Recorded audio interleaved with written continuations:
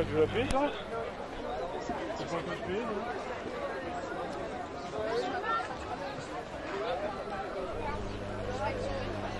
Richtige Erdbeere, wenn du die so Waffeln, wenn du die hier, wenn du das so schmeckst. Weiter.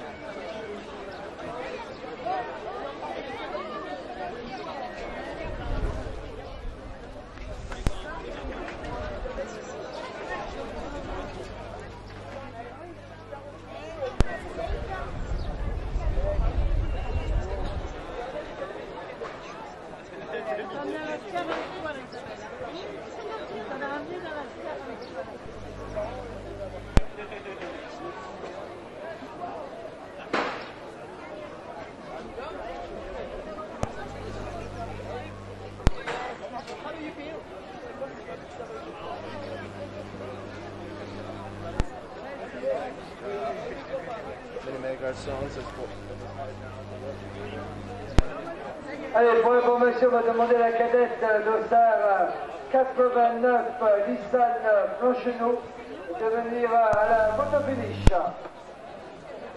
Allez, du côté de Château-Gontier, Lise Anne Blancheneau, donc de venir du côté de la photofinish.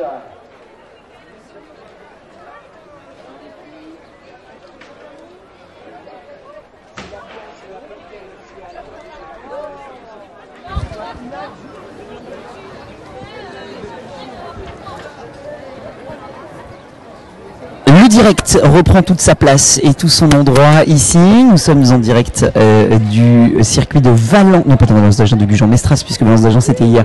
Gujan-Mestras pour la troisième et dernière étape de ce trophée international des trois pistes qui célèbre ce week-end son 25e anniversaire. Un trophée des trois pistes qui nous propose de nous mettre sous la dent en termes de spectacle la catégorie des cadets qui sont pour le moment. Dans quelques instants seront officiellement aux ordres du juge starter. Un classement général dominé, je vous le rappelle, par le Colombien Campo Andrés, le dossard numéro 43 et son physique assez impressionnant. En deuxième position, le dossard numéro 64, Mike Alejandro. Et en troisième position, Stéphane Du-Schmidt. Et le premier français, c'est Kevin Duguay. En quatrième position, il aura donc fort à faire pour tenter de contester la suprématie des Colombiens dans cette catégorie. Des Colombiens qui, vous allez le voir si vous ne les avez pas déjà aperçus, tout au long de ce week-end, patinent avec une classe et une aisance absolument phénoménale, prouvant que physiquement, ils sont excellemment bien au point, mais qu'en termes de technique, ils n'ont rien à envier aux meilleurs glisseurs du monde, si ce n'est eux-mêmes d'ailleurs. Colombie, nation désormais phare du roller skating mondial dans les grandes catégories, avec notamment Cecilia Baena et bien d'autres illustres prédécesseurs auparavant. Pour les jeunes pousses de ce roller skating, enfin ceux qui sont pour le moment sur le terrain, puisque d'autres Colombiens ont déjà ouvert et tracé la voie auparavant, la Colombie et les Sud-Américains qui plus que jamais apparaissent comme des nations fer de lance du roller skating. Voilà, le départ est donné et c'est une fois de plus, non pas la Colombie, c'est la France. Raphaël Planel qui tout de suite s'empare de la tête de course avec une courte accélération qui aura la qualité de mettre le peloton au pas, comme on dit dans ce genre de situation. Raphaël Planel donc, qui nous vient de la région de Montpellier, qui est en tête pour le moment. Raphaël Planel qui n'aura pas signé d'excellentissimes trois pistes, un peu trop souvent esselées ou bien enfermées, manque peut-être de temps en temps d'expérience ou peut-être de clairvoyance. Eh bien, il nous prouve que sur cette course ici à Gujan-Mestras, il a décidé de bien figurer, et ce, dès les premiers tours de roue.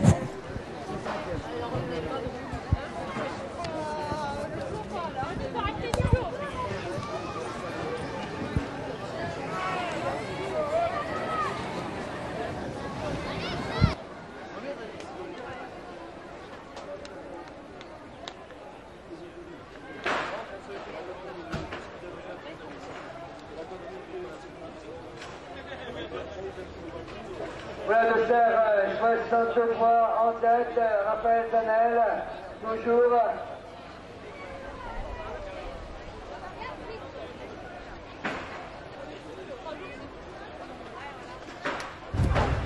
Allez, voici la course de la catégorie cadet qui commence à être un petit peu lancée. Une course qui va sans doute revêtir là aussi un caractère électrique, des pelotons qui sont les uns à côté des autres, et une course qui est toujours emmenée par le Montpellierin Raphaël Planel. Voilà 45 tours.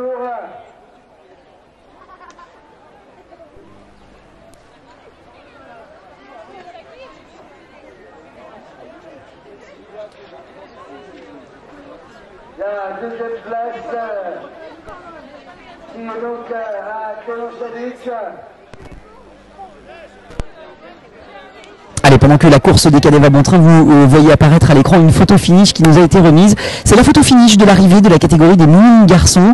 C'est le dossard numéro 7 qui l'a emporté. Vous voyez à quel point ça peut être spectaculaire, une photo finish, et à quel point une arrivée en roller peut être spectaculaire. C'est Timothy Lubino qui l'a emporté, le dossard numéro 7. Et juste derrière, vous avez le dossard numéro 77, Quentin Giraudot. Et enfin, celui qui l'emporte dans cette catégorie des minimes garçons, monsieur Mathieu Gilbert, qui porte le dossard numéro 75. Voilà à quoi ressemble une photo finish qui d'ordinaire sort sur les écrans de la table d'arbitrage. Vous entrez quelque part, amis téléspectateurs, un peu dans les coulisses de l'arbitrage de ce trophée des 3 pistes. Le dossard numéro 77, 75 et numéro 7. Et c'est finalement numéro 7 qui l'emporte, Timothy Lubino, vous le voyez, avec un superbe jeté de pied. Évidemment, emmener ce peloton derrière, et bien on n'occupe pas non plus du côté de Clément-Chaduc. Voilà la troisième place qui revient au dossard 48.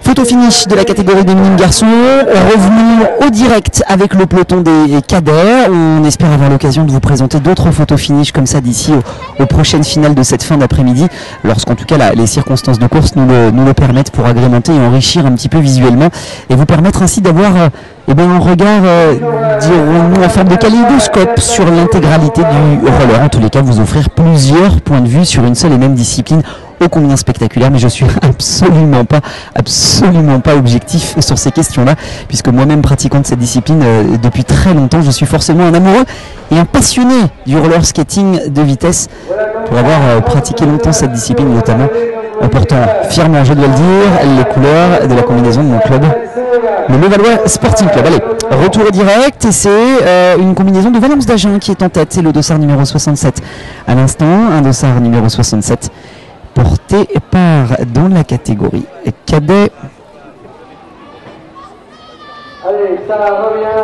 par un patineur que je n'arrive pas à trouver sur mon listing, pour être tout à fait honnête avec vous. Nous nous contenterons donc d'un patineur de Valence d'Agen qui porte le dossard numéro 67. C'est d'ailleurs plus lui qui est en tête, puisque c'est Raphaël Planel, le Montpellierin, qui vient à nouveau de s'emparer de la tête du peloton. Premier avertissement qui vient de tomber dans cette course, un avertissement qui vient de tomber sur le dossard numéro 58. Premier avertissement qui intervient relativement tardivement dans la course, ce qui indique que l'ambiance n'est pas si électrique que ça pour le moment, mais le dossard 58, c'est tout de même Kevin Duguay, 4e au classement général et premier français. Chute de l'américain dans le virage juste après la ligne d'arrivée. Je vous disais donc que le dossard 58, c'est le premier français du classement général, Kevin Duguay. Bon, premier avertissement, rien de grave, mais le deuxième pourrait suggérer à Kevin Duguay d'être extrêmement vigilant, puisqu'au troisième avertissement, vous le savez, ou si vous ne le savez pas, je vous l'apprends, vous êtes disqualifié.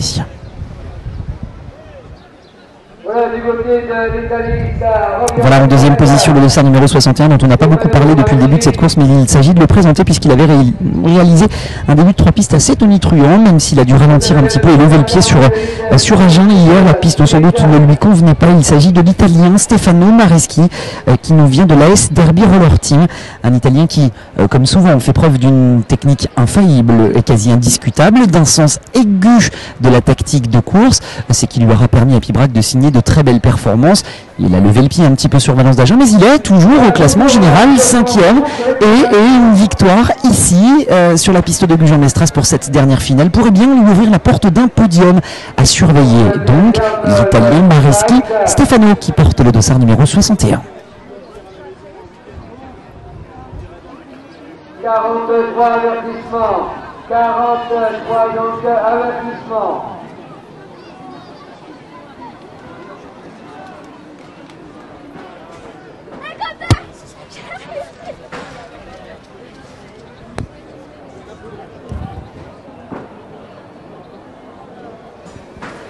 Voilà, dossard 60 avec Lucas Mesdames pour les couleurs de Villeparisis en tête.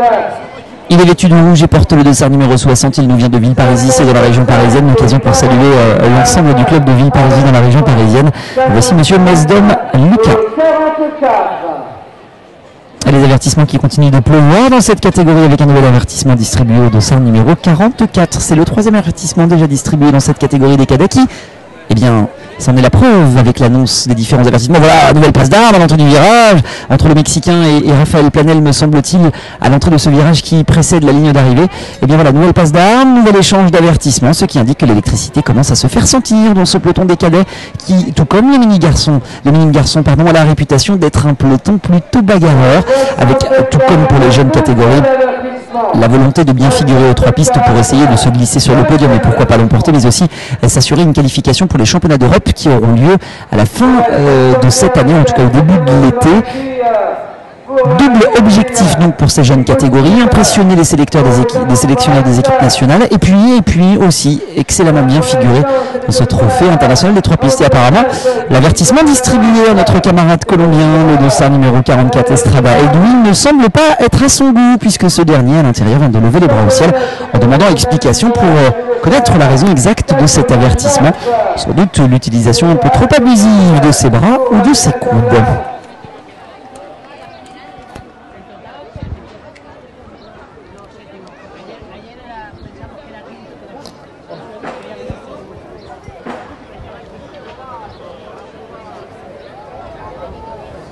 Ah, ça commence à se tasser un petit peu dans les 10-20 premières places. Alors 26 tours, qui va passer l'attaque de façon à tirer ce peloton? Pour l'instant, c'est à ce passage sur la ligne, il reste 26 tours à parcourir aux concurrents de la catégorie cadet, avec une course qui a tendance à s'accélérer un petit peu, avec la volonté sans doute d'écrémer quelques patineurs à l'arrière du peloton et se faciliter un petit peu l'emballage final. Mais pour le moment, même si le peloton est tenu au respect par 2 patineurs à la faveur de quelques accélérations successives, il ne s'agit là que d'un épiphénomène, d'une petite accélération, tout comme celle du dossard numéro 68, pensionnaire du club de Pibrac à l'instant, qui accélère et qui tente, non pas forcément de s'échapper, Sébastien Barieux, mais plutôt de rythmer un petit peu ce peloton qui a tendance à faire un peu l'accordéon, à se détendre, à se distendre et puis à se tasser à nouveau. Et c'est au moment des tassements que l'on prend tous les risques et que la situation peut s'envenimer, que les patins peuvent se toucher, que les chutes peuvent être provoquées. Des tassements qui ont souvent lieu et qui se produisent souvent à l'entrée des virages successifs.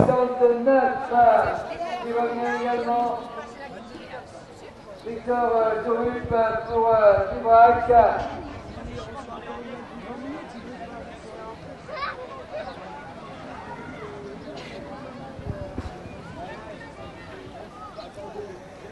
On passe et on dépasse, parfois par l'extérieur, souvent par l'intérieur, comme à l'instant l'équipée colombienne qui vient de profiter d'une sortie large du reste du peloton pour mettre un petit coup de patin et un petit décalage. On continue à bagarrer dans le peloton et on vient de s'apercevoir que le dossard numéro 43 qui est en tête de ce classement, eh bien, vient de prendre le temps de s'excuser auprès des juges pour avoir mis les mains pour conserver sa place.